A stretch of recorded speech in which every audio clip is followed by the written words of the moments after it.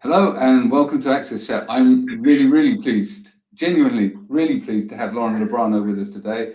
Lauren is the Global Disability Inclusion Leader within the Inclusive Experiences and Technology team, which was previously the DEI team at Amazon. Obviously, we keep talking about Amazon every week because they support Access Chat, so thank you for your support. It's great to have you with us. Yeah. We've been talking offline a lot, not just before this recording, but for months and years beforehand about the work that you're doing with Amazon. But please tell us a bit about yourself, because you've not been at Amazon forever. Tell us a little bit about your journey to Amazon, and then also, about your role and so on, and then we'll move into the conversation. Happy to, and as a longtime listener, it's a little bit of a pinch me moment to be here. And Neil, I know we were talking beforehand. I will tell you, just because Amazon's a sponsor doesn't mean that you can't ask me the hard questions. So hit me up, right? We're here to answer these questions and learn and grow. I've been with Amazon for about 15 months. Came in really to start to bring some consistency and scale to our disability inclusion efforts within our DE&I team, which again, as you noted, we call Inclusive Experiences in Technology.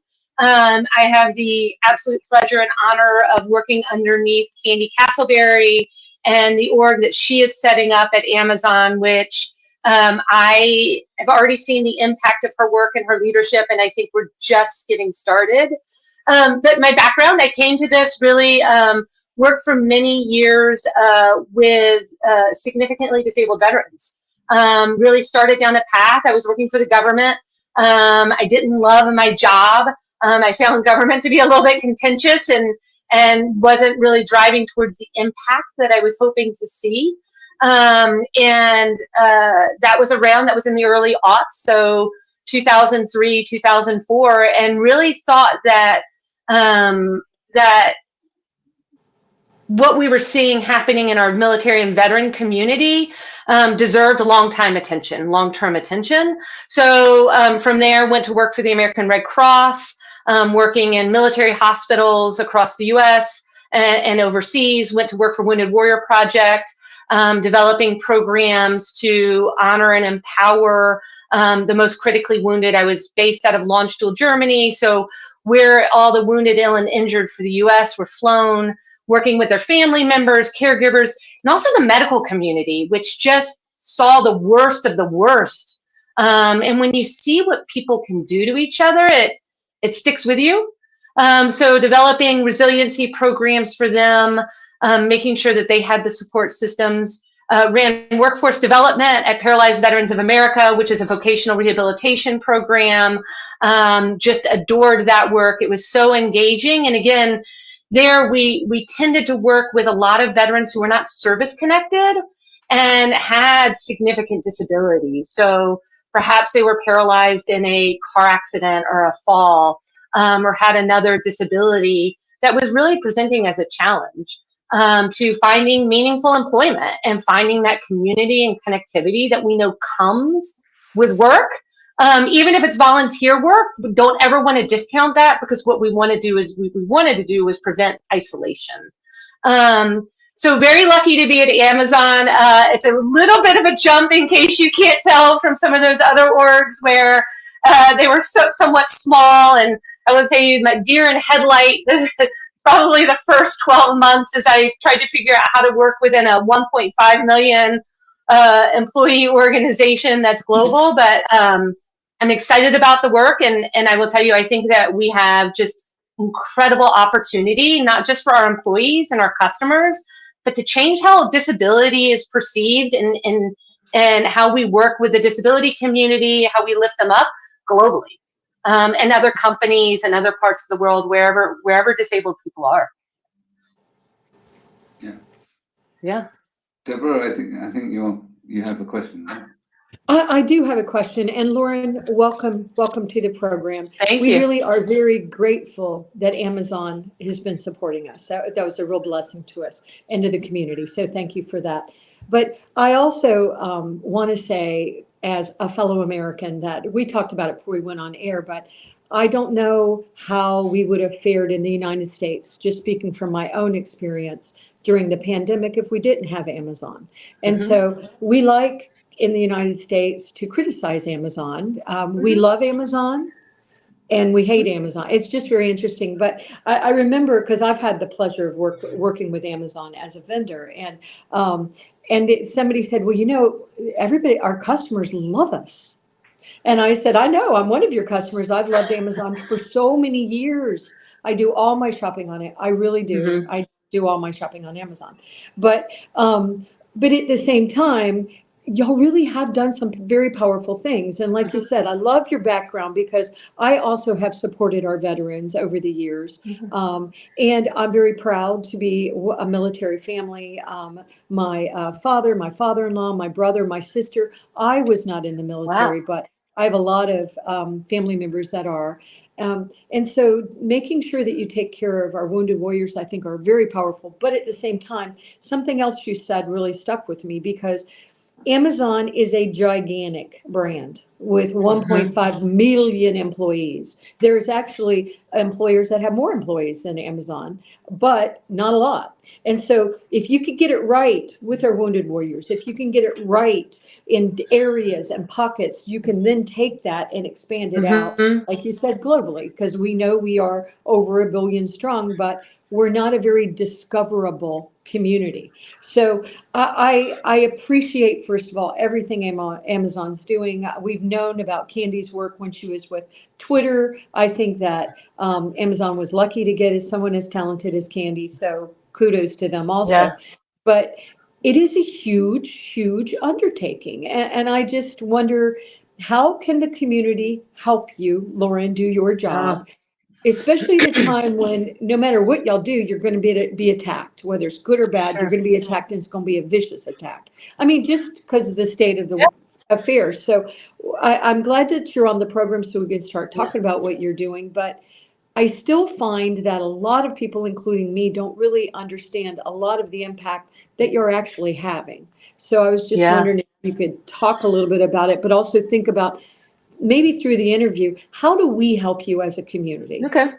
No, I love that. So first thing I will tell you, Amazon has guided all employees, the organization. We make decisions according to our leadership principles. I mean, you can find them online. And within those leadership principles, we talk about customer obsession. It's foundational for us. And we also really focus on the fact that we are successful and we have scaled, and that really brings broad responsibility. It means that we have to think about the impact of what we're doing and how we're doing it. So for me, in my role, one of the things that I want to do is make sure, one, I'm open to feedback. I'm open to ideas. I have people who find me on LinkedIn and raise concerns, and the good and the bad. And we want to hear those things because that's how we iterate. When we think about an organization of our size, if I want to build a deaf and hard of hearing inclusion program that started in one fulfillment center in one location, what I need to figure out is how do we scale that, right? So how do if it's taking a lot of manual work, what can we use to bring technology in to help us scale a program, to provide the guardrails to somebody so that they can implement at their site? And what I really want people to do is have that ownership of taking a program and implementing it and not needing my approval, not needing my oversight, but knowing that I'm here to consult should they have questions. But it really comes down to getting people some parameters so that they can innovate with what's going to work best. I mean, Richmond's going to be different than Cork. So I want to give some flexibility as we design these programs for those adjustments, but want to make sure, again, that we're working from core foundational knowledge around the disability community.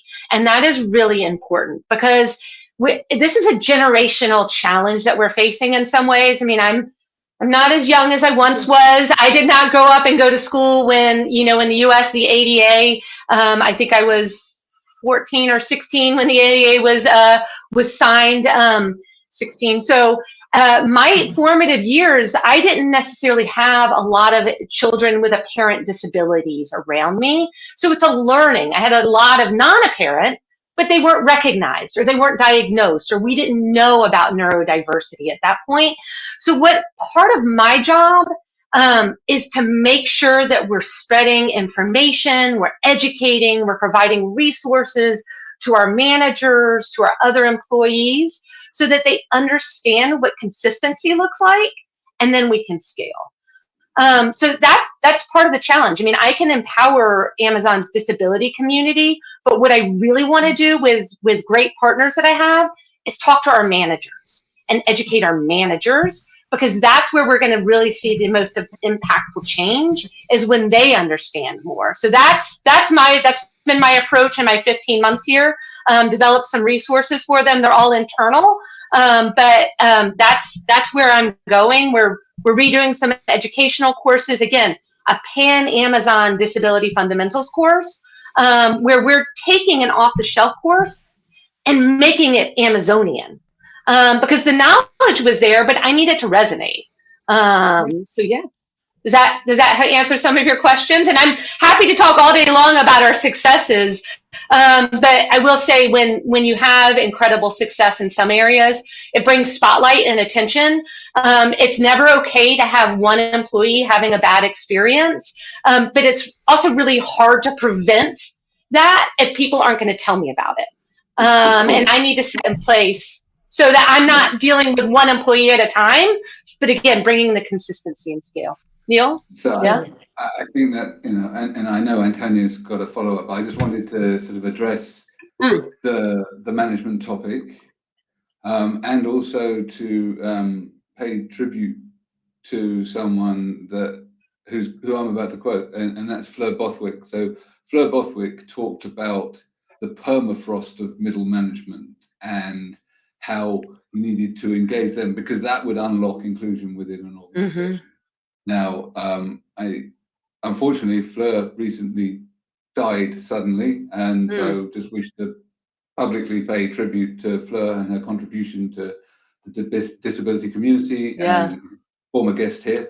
But what you're doing in terms of engaging the managers is really important. It's something that we're also trying to do within our organization, and getting those managers to be disability role models themselves, because the likelihood is that a significant portion of them have lived experience and are hiding it. That's right. And it's when they start feeling comfortable talking about their own experience of disability that you have that rapid growth in confidence of others, that they're safe enough to talk about their experience. So it's a sort of snowball effect in terms of doing that. So I fully agree with you that engaging the management is a really important thing. I know you work with grassroots as well, clearly. Yeah. There's a huge amount of grassroots at Amazon, given your size. But it's that multi-pronged approach to engagement that really helps you do that stuff at scale. So congratulations on that. Absolutely. We'll see. We'll see what happens. Well, so I have two questions. Amazon has successfully scaled business in different areas, digital, consumer. You are able to scale quite successfully in those areas. How can you use that experience also to scale within accessibility? Because sometimes we see organizations talking about diversity, disability, accessibility from a very central space. And then you have employees somewhere around the world. Oh, that's really nice that is taking place in our head office. But here in my corner of the world, nothing really happens. So how can we scale it? Yeah. So a couple of thoughts on that. First, Antonio, it's a great question. What I will tell you is one of the things that's foundational to us that comes with our customer obsession is that listening. We start everything by listening. We give our internal employees who have disabilities a seat at the table, so that they can advise us. It's one of the reasons that our devices and services, and I won't say her name because she's sitting on my desk right now, but it's one of the reasons that our Echo devices and things like that are so accessible, and not just accessible, but are providing services that empower the disability community. We're doing things like, how can we use these voice assistants to understand people who whose voices may not be traditional, right? May not sound like ours do on this call. Maybe they have a speech impairment or something like that.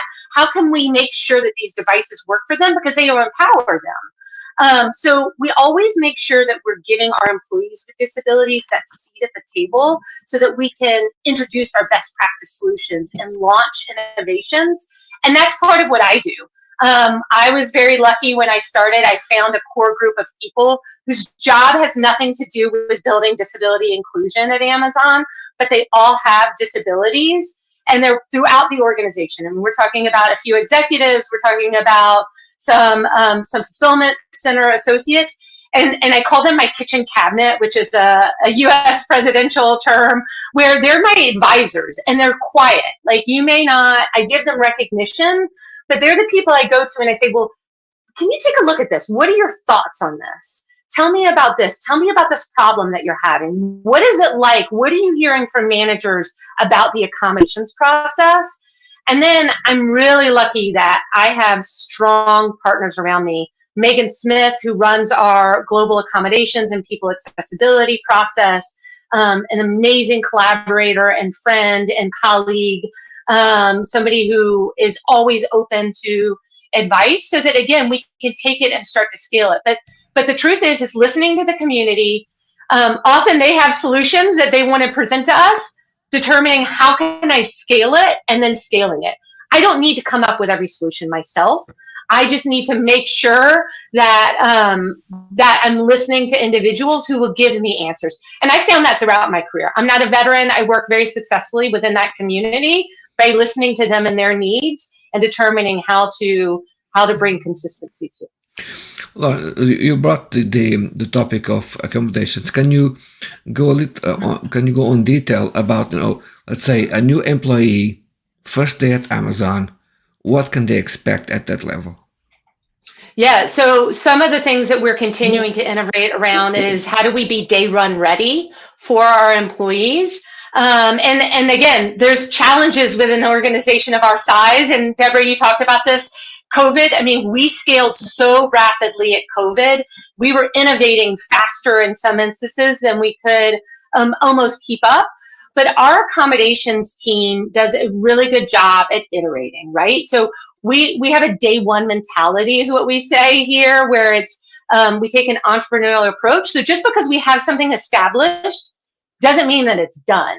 So when we look at the data and we look at the feedback to understand what does somebody need for a day one start, I will tell you, one of the things that we've encountered that I've seen personally since I've been here is our hiring process, especially at that associate level where individuals are working in our fulfillment centers and delivery stations, is so accessible that sometimes people start on day one and they haven't told us about a disability that they have that requires a specialized accommodation, because they just assume that it's going to be there. And that's a great problem to have, right? I mean, it's great that our systems are so set up to be accessible. What our accommodations team is doing right now is catching up with that process. So if we find out that there's somebody who's going to start, what is the package that needs to be available for them on day one? What is the equipment? And again, think globally here. It's a huge challenge to do that. But there are ways that we can do it. And again, when we get it right, other people will follow, which benefits the entire disability community. Because for us and for me, I'm obviously here. I love Amazon. I love working here. I love our employees. I love our customers. I love the Amazonians that I get to work with. But I want to have a global impact on the broader disability community. And we can do that when we lead from the front and share advice and guidance to other organizations. I want to just add a couple more points for people that are listening to this that are not in the States. When we're talking about accommodations, we also call them adaptions in other Just parts of the world. So mhm. just so that everybody knows what we're talking about. I also want to I appreciate everything that you're doing to be there on day one. It's Mhm. interesting, though, to say that. I have not started a new job in many, many, many years, and I certainly have worked for very large corporations in my career. But it's funny to say be ready on day one. I think of all the stuff you have to do to try to be ready working for a gigantic corporation ready on day one. That's just those are scary words that you got to do, Lauren. But Yeah. anyway, but I also want to say something that I'm sort of shifting a little bit, but I'd mentioned, well, we have worked with Amazon in the past, and I will Mhm. say that officially because of actually a reporter wrote up wrote about us. So everybody knows about I mean, anybody that's paying attention. But the thing that I also find really challenging, we were talking about that word that I can say because she's not in my room where I am, but the Alexa of the world. And yeah, it might go off in your devices, but Got my but headphones. something that we're seeing from almost a different side of the coin that Amazon has to be concerned about and also deal with is I know that a lot of people with disabilities, a lot of disability organizations are not necessarily technology experts. It's Mhm. just maybe it's not their field. And so we see legislation happening all over the world, but certainly here in the States, where we're trying to control Amazon because it's so big and we're nervous. But actually, some of the things that legislators are proposing will actually hurt our community. So that was one Mm. reason why my company, in Billion Strong, also a nonprofit I Mhm. created, worked with Amazon to Mhm. stop some of the legislation happening in California that was coming out as privacy issues. Well, the privacy issues I disagreed with, first of all, because they'd already been addressed in other legislation. But this is the point that worried me. The point that worried me was that Amazon had gone and these legislators had gone to disability groups to say, is this a concern? Will this affect you? And the groups did not understand the technology enough to realize Mm. that what they were proposing to do would actually have made Alexa much, much less accessible to people with disabilities that are using it to stay independent. So I just also want to note that while you have all these other challenges, Yeah. you also have the challenges of making sure that Alexa or, the Echoes, they work for all of us, especially as more and more we're counting on your solutions to allow us to age in place and be independent. So it's a much different thing that we're talking about other than being ready on day one for Yeah. us. But Yeah. yeah, I just want to explain. I want to make sure the audience understands the complexity of this that Amazon's dealing with. And that once again, it is important for us as the community to get behind brands like Amazon that are trying to include us and make sure they can meaningfully include us and that lawmakers don't Yeah. step in and hurt us being able to use these tools, that we need to stay independent. Yeah. Yeah. So I think, cool. Okay, thank you, Ron. I think it's really interesting because there's a lot in the press at the moment about tech lobbying against government legislation, but Mhm. sometimes lobbying can be positive as well. Yeah. I know that we talked offline, and there's a topic I'd like to cover before we hit the buffers on our timing, and that was around benchmarking your engagement with various different Mhm. Yeah. disability organizations. So tell us about how you address the fact that Amazon scores 100% in the Yeah. Disability Equality Index. Yeah, Yeah. we know as large, working in these large complex organizations that, we've still got lots of things Yeah. to do. That's a great question. We have strong partnerships with a number of organizations. And Deborah, to your point, we do partner with a lot of nonprofits to make sure that when we're building our devices and services, that they're not just accessible, but again, serving a need for the community. And part of the reason that we're now no longer called the Global Diversity, Equity, and Inclusion Team and Inclusive Experiences in Technology is because of that responsibility around DEI work and technology. How do we use it for good? And how do we address the things that we're concerned about going on? How do we ensure that AI is equitable? So, and we have strong partnerships. Again, Neil Business Disability Forum. The first time I think we officially met was at their award ceremony last year, where we were thrilled to take home the Disability Smart Technology Award for our work making accessible devices and services. We do partner closely with Disability In, who runs the Disability Equality Index. And I understand the challenges around the fact that you can get a score of 100 on these. I get that. I understand it. And I will tell you from my perspective how I use this, and I've talked to Disability In about this. To me, it's a tool that I can use by which to measure things that we're doing well and then inspect and dive deep. So even if we've scored 100 the last 2 years, it's a weighted score. There are things on that survey that we are not doing. And so I use it. And one of my goals this year is that everything we answer no, I have to take 25% of those and get them to yes by the time we submit the next survey. So for me, it's a way I can go and talk to individuals in supplier diversity, talk to individuals in other parts of the organization and say, hey, listen, I want to show you the survey. I want to show you how we use it and what it measures and what it means. And I want to see how this is a question that they're asking us, and we've never done this. How can I work with you to design a policy or a solution so that I can get to yes on this? That's how I use the survey.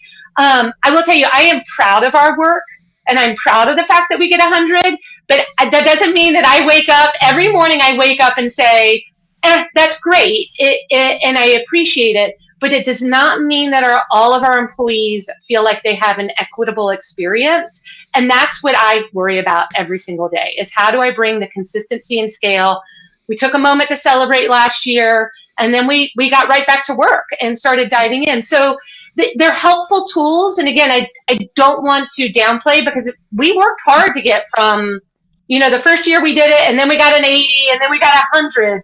We worked hard to get to yes on those things, but it doesn't mean it's felt all the way down. And I want everyone to I want every employee to be able to hold that plaque and feel like it represents their experience. And until that's the case, I'm going to keep working. Lauren, before the pandemic, I was part of a team that organized several hackathons in Dublin focused on accessibility. And we used the hackathons not just as a place to find solutions, but also a way to bring the community together and let people could learn with each other by the fact that they were in the hackathon. I know that you are organizing one. Can you tell us about when it's going to happen, what's the purpose, and how can people join and participate? Yeah, I love this. So we are working closely with the Perkins School for the Blind and the Howe Innovation Center at the Perkins School for the Blind and MIT's Computer Science and Artificial Laboratory to host a hackathon for 150 technology students. And Antonio, you're exactly right. While we have 8 innovation challenges, everything from indoor wayfinding to outdoor wayfinding to emotional perception. And this is one of my favorites, because when you work with individuals who are deaf, hard of hearing, they may not hear the tone. And you can see I'm a little bit of a high energy. Tone is how I communicate some things. So how can we use AI to translate tone? But the key part of this is, I think we're going to get a solution. I think we're going to get a successful prototype around one of these 8 innovation challenges. What I am most excited about are the 150 students who are going to come and learn more about the disability community, learn more about accessibility, right? This could be the next Andy Jassy sitting here, and it's not all, we're bringing in MBA students, we're bringing in computer science, students of varying degrees and pursuits, and that's what we need. Because for Amazon to be successful, it has to start at the top. and it has to, come from the bottom and then in the middle where I am, right? It's going to take all of us to do this. So that's one of the things. You can go to the Perkins School to find more information. The Perkins School website, I can drop it into you all to put up on your website if you want, but it's February 23rd through 25th at Cambridge. And we're also bringing in 20 Amazonians of varying backgrounds to be mentors, because I want them to learn and take what they learn back to what they do every day. That's how you change things. You immerse people. Absolutely. And we know that when you bring in those cross-functional teams and they come together to innovate and problem solve and learn, that you've really got them for life. Because once they've understood, you've got that passion and you grow that community. We've hit the buffers on our half hour. So it goes by fast. Good excuse for us to get you back again. Yes. So it's been a great pleasure. So it remains for me to say thank you to our friends Amazon and MyClearText for keeping us on air, keeping us captioned, and we really look forward to continuing the conversation on social media. Thank you very much, Lauren. Yeah. Thank you. Appreciate the time.